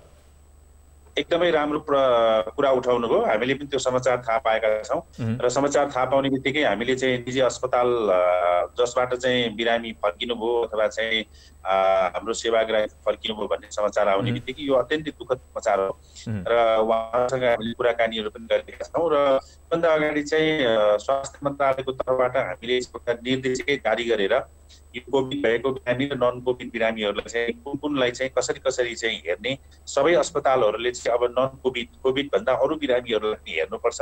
गर्भवती आमाहरू सुत्केरी गराउने भनेको त झन् मोस्ट भल्नरेबल हुन्छ नि, हामीले जोखिमको सम्भव हुनाले उहाँहरूलाई त कुनै पनि हालतमा चाहिँ सेवाहरू दिनुपर्छ भन्ने हिसाबले चाहिँ स्वास्थ्य मन्त्रालयले निर्देशिका बनाएर निर्देशन जारी गरेको अवस्था हो। र अहिले चाहिँ मेडिकल काउन्सिल र सम्बन्धित अरू काउन्सिलहरू र स्वास्थ्य मन्त्रालयको पनि नियमन गुणस्तर नियमन गर्ने चाहिँ जुन महाशाखा हो, उहाँहरू संयुक्त रूपमा मिलेर अस्पतालहरूमा त्यस्तो खालको कुनै व्यक्तिले सेवा पाएन, सेवाग्राहीले सेवा पाएन भने त्यो चाहिँ हामीले खबर पाउने बित्तिकै, गुनासो पाउने बित्तिकै त्यसलाई नियमन गर्ने र उहाँहरूलाई चाहिँ सहजीकरण गर्ने र उहाँहरूले हाम्रो सहजीकरणलाई चाहिँ स्वीकार गर्नु भएन भने नियमअनुसार, कानुनअनुसार उहाँहरूलाई कारबाहीको दायराभित्र पनि ल्याउने गरी हामीले त्यो संयन्त्रमा काम पनि गरिरहेका छौँ। र जुन सूचनाहरू प्राप्त भएको छ अथवा आएको छ यसको लागि जसले सूचनाहरू दिनुभएको छ उहाँहरूलाई पनि धेरै धेरै धन्यवाद। र यस्तो सूचनाहरू प्राप्त भयो भने स्वास्थ्य मन्त्रालयको तर्फबाट हामीले तुरुन्तै रेस्पोन्स गर्छौँ। र अर्को कुरा चाहिँ अहिलेको यो विषम परिस्थितिमा आइसके पछाडि चाहिँ संसारले के महसुस गरेको छ भने अब अस्पतालहरू अथवा स्वास्थ्यका सेवाहरू चाहिँ सरकारको निगरानीभित्र अथवा सरकारको लगानीभित्र चाहिँ हामीले राख्न सकेनौँ भने यस्तो महामारीमा, यस्तो जटिल परिस्थितिहरूमा चाहिँ गाह्रो हुने रहेछ र यो चाहिँ व्यापार व्यवसाय बनाउनु हुने रहेछ स्वास्थ्यलाई भन्ने कुरा चाहिँ सबैलाई महसुस भएको छ। र यो महसुस भएको कुरा चाहिँ श्रोताले पनि भन्नुभयो, एकदमै राम्रो कुरा हो। तर चाहिँ अर्को महत्त्वपूर्ण कुरा के हो भने स्वास्थ्यका सबै क्षेत्रहरूमा चाहिँ सरकारले मात्रै लगानी गर्न सक्दैन, तर सरकारले पनि एकदमै गम्भीर भएर अहिले सोचेको अवस्था के हो भने कुन चाहिँ क्षेत्र चाहिँ निजी क्षेत्रलाई दिने र कुन चाहिँ सरकारले लिनै पर्ने रहेछ भन्ने कुराहरूमा चाहिँ सरकारले पनि गम्भीर ढङ्गले चाहिँ यसको चाहिँ मूल्याङ्कनहरू गरिराखेकै अवस्था हो। महामारी जस्तो परिस्थितिमा चाहिँ सरकारले नै गर्नुपर्ने रहेछ र त्यसको लागि चाहिँ महामारीजन्य चाहिँ कुनै पनि स्वास्थ्य समस्याहरू आउँदाखेरि सरकारले चाहिँ सिंह रूपमा चाहिँ जनताको स्वास्थ्य रक्षाको लागि काम गर्ने गरी त्यो खालको मेकानिजमहरू डेभलप गर्नुपर्छ भनेर आउँदो आर्थिक वर्षको चाहिँ नीति तथा कार्यक्रममा नै त्यसलाई समावेश गरेर लिएर जाने गरी चाहिँ स्वास्थ्य मन्त्रालयले तयारी गरिरहेको छ। डाक्टर साहब, यसका साथसाथै जस्तै अहिले कतिपय अस्पतालको ओपिडी बन्द रहेका छन्, कतिपय खोपहरूको नियमित सहज रूपमा खोपहरूको व्यवस्था हुन सकेको छैन। यस्तोमा चाहिँ अलिकति यहाँ सरकारी संयन्त्रकै प्रतिनिधि हुनुभएको नाताले जनतालाई अलिकति आश्वस्त बनाउनका लागि नियमित हुनुपर्ने खोपहरूको प्रवर्धन गर्नका लागि सरकारी अस्पतालमा यी सुविधाहरू बढ्नका लागि के सुझाव चाहिँ यहाँको, त्यो जनता जो एकदम त्रसित भएको जनतालाई कसरी आश्वस्त बनाउनुहुन्छ? एकदमै महत्त्वपूर्ण कुरा के छ भने हाम्रा खोपहरूका सेवाहरू चाहिँ सुचारू भइसकेका छन्। कतिपय ठाउँहरूमा चाहिँ एकदमै स्वास्थ्य कर्मीहरूलाई त्रास, त्यसपछि आमाहरूलाई त्रास, त्यसो भएको हुनाले चाहिँ सबै सिङ्गो चाहिँ समाज चाहिँ अहिले त्रासमा भइराखेको हुनाले चाहिँ स्वास्थ्य कर्मी पुगे पनि आमाहरू चाहिँ आफ्नो बालबालिकालाई खोप लाउन लिएर नरहेको स्थिति थियो। तर अहिले त्यस्तो छैन। अहिले चाहिँ देशव्यापी रूपमा खोपहरू सुचारू छन् र अरू स्वास्थ्य सेवाहरू पनि सुचारू हुँदै गएका छन्। र अस्पतालमा आउँदाखेरि चाहिँ एकदमै डराउनै पर्ने स्थिति छैन। अहिले नेपालको सन्दर्भमा भन्दाखेरि चाहिँ कोरोनाको जुन चाहिँ सङ्क्रमण देखिएको छ, महामारी देखिएको छ, अरू देशको जस्तो छैन। र यहाँ चाहिँ जति पनि हामीले चाहिँ यो सङ्क्रमण भएका व्यक्तिहरू चाहिँ हामीसँग छन् त्यो सबै हामीले चाहिँ सरकारको संयन्त्रबाट चाहिँ हामीले पत्ता लगाएका हौँ। हामीले एक्टिभ केस फाइन्डिङ गरेको हो। कुनै पनि मान्छेहरू चाहिँ कोरोनाको लक्षण चिन्ह देखिएर अस्पतालमा आएर अस्पतालले पत्ता लगाएको होइन कि हामी आफै गाउँ गाउँमा गएर चाहिँ पत्ता लगाइरहेको स्थिति हो। त्यसैले नेपालको सन्दर्भमा चाहिँ कोरोनाको सङ्क्रमण चाहिँ असाध्यै न्यून छ र लक्षण चिन्हहरू पनि एकदमै कम भएको खालको कोरोना छ। र यो चाहिँ एकदमै महामारी भयावह भएर चाहिँ एकदमै समुदायभित्र पनि नगएको, किनभने हामीले एक्टिभली ती व्यक्तिहरू चाहिँ सङ्क्रमित हुनुहुन्थ्यो उहाँहरूलाई चाहिँ हामीले देख्ने बित्तिकै, थाहा पाउने बित्तिकै चाहिँ अस्पतालमा ल्याएर राखेर हामीले उपचार गरिरहेको हुनाले समुदायमा चाहिँ यसको सङ्क्रमण हुन पाएको छैन। त्यसो भएको हुनाले डाक्टर साहब, यो चाहिँ अलिकति यहाँलाई अलिकति रोकेँ मैले। डाक्टर साहब, यो जस्तै सहरी क्षेत्रमा कतिपय सहज रूपमा सरकारी संयन्त्रहरूले सरकारी अस्पतालमा काम भइरहेको छ, तर ग्रामीण क्षेत्रमा जहाँ सरकारी अस्पताल मात्रै छ वा प्राथमिक स्वास्थ्य केन्द्रहरूमा सुत्केरीका लागि कतिपय आवश्यक पर्ने कुराहरू, सरसामानको कुरा, मेडिकल इक्विपमेन्ट्सको कुरा, यस्तो कुराहरूको पर्याप्त रूपमा मौजाद छैन, सकिएपछि फेरि पुर्याएको छैन, त्यस्ता अभावले हामीले धेरै काम गर्न सकेका छैनौँ भनेर पनि कतिपय प्राथमिक वा ग्रामीण क्षेत्रका प्राथमिक स्वास्थ्य केन्द्रहरूबाट त्यस्तो खालको कुराहरू पनि आइरहेको छ। यस्तो अवस्थामा चाहिँ अत्यावश्यक कुराहरू, अन्य खाद्यान्न मात्रै केन्द्रित भयौँ, राहतमा केन्द्रित भयौँ, यो अलिकति पौष्टिक आहारको कुरा, ढुवानीको कुरादेखि लिएर यी कुराहरूमा चाहिँ सरकारले अलि ग्रामीण क्षेत्रमा चाहिँ सोच्न सकेन भन्ने खालको गुनासोहरू पनि आइरहेका छन्। यस्तो सवालमा चाहिँ यहाँले कसरी व्यवस्थापन गरिरहनु भएको छ? अब यो छिटपुट अहिले पनि हामीलाई चाहिँ यो सामग्रीहरूको आपूर्तिमा के समस्याहरू त भएको होला। मैले चाहिँ सबै ठाउँमा चाहिँ हामीले आपूर्ति गरेका छौँ भनेर चाहिँ हामी भन्न पनि सक्दैनौँ। तर चाहिँ प्रदेश सरकारको तर्फबाट अथवा चाहिँ सङ्घीय सरकारको तर्फबाट जे आपूर्तिहरू गरिनुपर्ने त्यो आपूर्तिलाई चाहिँ सहज बनाउने र निरन्तर चाहिँ आपूर्तिको जुन चाहिँ एउटा चाहिँ सप्लाई चेनलाई चाहिँ ब्रेक हुन नदिनको लागि हामीले एकदमै भरमग्दुर प्रयत्नहरू गरेका छौँ र अहिले पनि हामीले चाहिँ एकदमै जटिल परिस्थितिका बीच पनि हामीले चाहिँ सप्लाईको चेनलाई चाहिँ सकेसम्म व्यवस्थापन गर्न चाहिँ हामीले कोसिस गरेका छौँ। तर हामीलाई के भइदियो भने महामारीको कुरा चाहिँ अति प्राथमिकतामा पर्ने भएको हुनाले कतिपय ठाउँहरूमा चाहिँ महामारी नियन्त्रणजन्य सामानहरूलाई चाहिँ पहिला पुर्याउनु पर्ने र अरू चाहिँ दोस्रो लटमा पुर्याउनु पर्ने भएको हुनाले पनि कतिपय ठाउँमा आपूर्तिहरू चाहिँ अलिकति ढिलो भएको हुनसक्छ। तर हामीले खबर पायौँ त्यस्तो चाहिँ एकदमै अभावै छ, एकदमै तुरुन्तै अहिले भोलि पर्सि नै चाहिँ यो चाहिँ अभाव हुन्छ भन्ने खालको खबर पायौँ भने हामी चाहिँ तत्त ठाउँमा चाहिँ त्यो सप्लाईको चेनलाई पनि व्यवस्थित गरेर सकेसम्म धेरै छिटो चाहिँ हामी आपूर्तिको व्यवस्था गर्नको लागि चाहिँ हामी तयार छौँ। हामीले खबर पाऊँ, गुनासो पाऊँ, कुनै पनि गुनासोहरू आउने बित्तिकै त्यसलाई चाहिँ हामी चाहिँ हाम्रो तर्फबाट कुनै पनि कन्जुसाइ नगरिकन समय खेर नपालिकन हामी त्यसलाई चाहिँ सम्बोधन गर्छौँ। डाक्टर साहब, आज हामीले चाहिँ यो विषय उठाउँदाखेरि चाहिँ हाम्रा दर्शकहरूले चाहिँ विशेष त नवजात शिशुहरू जो 15 महिना 18 महिनाको शिशुहरूको कुरा पनि उहाँले गर्नुभयो, खोप लाउन चाहिँ नपाएको कुरा उहाँले गर्नुभयो, एकजना दर्शकले चाहिँ ई पास पनि नपाएको कुरा गर्नुभयो। अब ई पासको व्यवस्थापन राम्ररी हुन नसकेको हो त यो अवस्थामा? यो चाहिँ तपाईँले एकदमै महत्त्वपूर्ण प्रश्न अथवा चाहिँ यो सवाल उठाउनु भयो कि कतिपय ठाउँहरूमा चाहिँ खोप थिएन होला हिजो, तर अहिले चाहिँ खोपको चाहिँ सबै ठाउँमा चाहिँ खोप अनिवार्य रूपमा सहरभित्र पनि र गाउँमा पनि सञ्चालन गर्नु भनेर हामीले पटक पटक निर्देशन गरेका छौँ, गुनासो आउने बित्तिकै सम्बोधन गरेका छौँ र कुनै ठाउँमा चाहिँ त्यस्तो अझै पनि खोप चाहिँ पाउनु भएको छैन भने हामीले चाहिँ क्याटेगोरिकली त्यसलाई थाहा पाऊँ, हामी त्यसलाई चाहिँ तुरुन्तै सुचारू गर्छौँ। र अर्को कुरा चाहिँ के छ भने अहिले लकडाउन भएको हुनाले चाहिँ यातायातको असुविधा भएर कतिपय चाहिँ ठाउँमा हाम्रो बालबालिकाहरूलाई लिएर जानलाई अप्ठ्यारो भएको कुराहरू हामीले चाहिँ एकदमै महसुस गरेका छौँ। तर यो बाध्यात्मक परिस्थिति भएको हुनाले हामीले अब यसमा चाहिँ अरू धेरै कामहरू गर्न सकेका छैनौँ। तर ई पासै नपाउने भन्ने कुराहरू चाहिँ छैन, त्यसको चाहिँ गृह मन्त्रालयले व्यवस्थापन गर्ने भएको हुनाले हामीलाई त्यसको बारेमा धेरै जानकारी नभए पनि हामीले यस्तो चाहिँ अर्जेन्ट मेडिकल अथवा चाहिँ स्वास्थ्यसँग सम्बन्धित कुनै पनि सेवा लिन जानको लागि लिन जाने आउने कुराहरूमा चाहिँ व्यक्तिहरूलाई चाहिँ अप्ठ्यारो पार्नु हुँदैन, उहाँलाई सहजीकरण गर्नुपर्छ भन्ने कुराहरू चाहिँ गृह मन्त्रालयसँग हामीले पटक पटक गरिरहेका छौँ। छिटपुट काहीँ चाहिँ त्यस्तो सूचनाहरू नपुगेर त्यो समस्याहरू भएको हुनसक्छ, त्यस्तो कुराहरू पनि हामीसँग आयो भने हामी त्यसलाई सहजीकरण गर्ने कुराहरूमा हामी लागि नै हाल्छौँ। डाक्टर साहब, यो महत्त्वपूर्ण समय र यो जानकारीका लागि यहाँलाई धेरै धेरै धन्यवाद। यहाँहरूलाई पनि धेरै धेरै धन्यवाद। यो सबै जति पनि सुझावहरू आयो, गुनासाहरू आयो, त्यो हाम्रो लागि चाहिँ सम्पत्ति हुन् र यो चाहिँ हामीलाई निरन्तर रूपमा यहाँले उपलब्ध गराउनु भयो भने त्यसलाई हामी चाहिँ एकदमै हाम्रो मेहनतका साथ त्यसलाई चाहिँ हामी समाधानमा लिएर जान्छौँ, सम्बोधन गर्छौँ। धन्यवाद धन्यवाद डाक्टर साहब। उहाँ डाक्टर खेम बहादुर कार्की हुनुहुन्थ्यो र हाम्रो स्वास्थ्य मन्त्रालयको स्वास्थ्य सल्लाहकार पनि हुनुहुन्थ्यो। अब आज चाहिँ उहाँको कुराकानी पश्चात चाहिँ हाम्रो दर्शकहरू जो हुनुहुन्थ्यो, विशेष हाम्रो धेरै कमेन्टहरू चाहिँ खोपको सम्बन्धी आए, आफ्नो नानीलाई खोप लाउन नपाएको कुराहरूको गुनासाहरू धेरै आए। अब डाक्टर साहबको भनाइअनुसार चाहिँ अब खोपको उपलब्धता भइसकेको छ, त्यही भएर खोपको लागि चाहिँ सरकारी अस्पतालका साथसाथै प्राइभेट हस्पिटलहरूले पनि अलिकति रेस्पोन्सिबल बनाउनुपर्छ भन्ने खालको पनि उहाँहरूको तयारी छ, सरकारको प्राथमिकतामा छ भन्ने कुरा। सुप्रल, आज चाहिँ अब कार्यक्रमको अन्त्यतिर हामी फ्रम माई विन्डो त्यो सेक्सनमा जानु पर्ला। अघिल्लो एपिसोडहरूमा चाहिँ हामीले समयको पाबन्दीले गर्दाखेरि चाहिँ यो दर्शकहरूले पठाउनु भएको चित्र देखाउन, फोटोहरू देखाउन पाइरहेका थिएनौँ। आज भने चाहिँ समयको भएको हुनाले चाहिँ फ्रम माई विन्डो सेक्सनमा चाहिँ लकडाउनको यो समयमा तपाईँले आफ्नो घरबाट कस्ता दृश्यहरू देख्नुभयो त्यसलाई खिचेर हामीले पठाउनुहोस् भनेर हामीले हाम्रो सोसियल मिडिया फेसबुक र ट्विटरमा राख्ने गरेका छौँ। तपाईँहरूले पठाउनुभएका केही फोटोहरूमध्ये, तपाईँहरूले पठाउनुभएका फोटोमध्ये हामीलाई मन परेका केही फोटोहरू चाहिँ तपाईँको टेलिभिजन स्क्रिनमा राख्न गइरहेका छौँ। यही क्रममा चाहिँ पहिलो फोटो आएको छ ईश्वर लुइटेलजीको, बिर्तामोडको 1 नम्बर वडा श्रीकृष्ण टोल भनेर चाहिँ उहाँले यो फोटो हामीलाई पठाउनु भएको छ।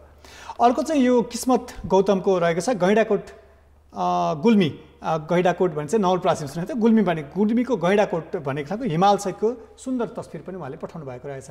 अब जाउँ पश्चिमतिर, डडेलधुराबाट सचिन विष्टजीले चाहिँ यो फोटो पठाउनु भएको छ। सचिन विष्टजीको भन्दा अगाडि चाहिँ सुभाष सापकोटाजीको पहिला फोटो हेरौँ। सुभाष सापकोटाजीले चाहिँ पर्वत थापा ठाउँबाट खिचिएको फोटो, माछापुछ्रे हिमाल श्रृङ्खला भनेर यो फोटो हामीलाई पठाउनु भएको छ।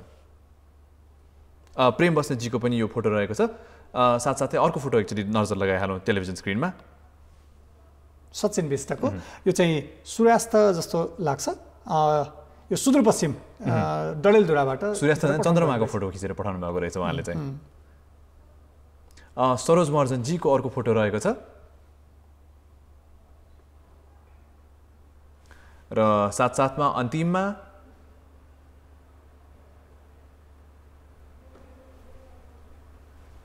यो फोटो चाहिँ सुभाष सापकोटाजीले हामीलाई पठाउनु भएको छ। पर्वतको दृश्य रहेछ यो।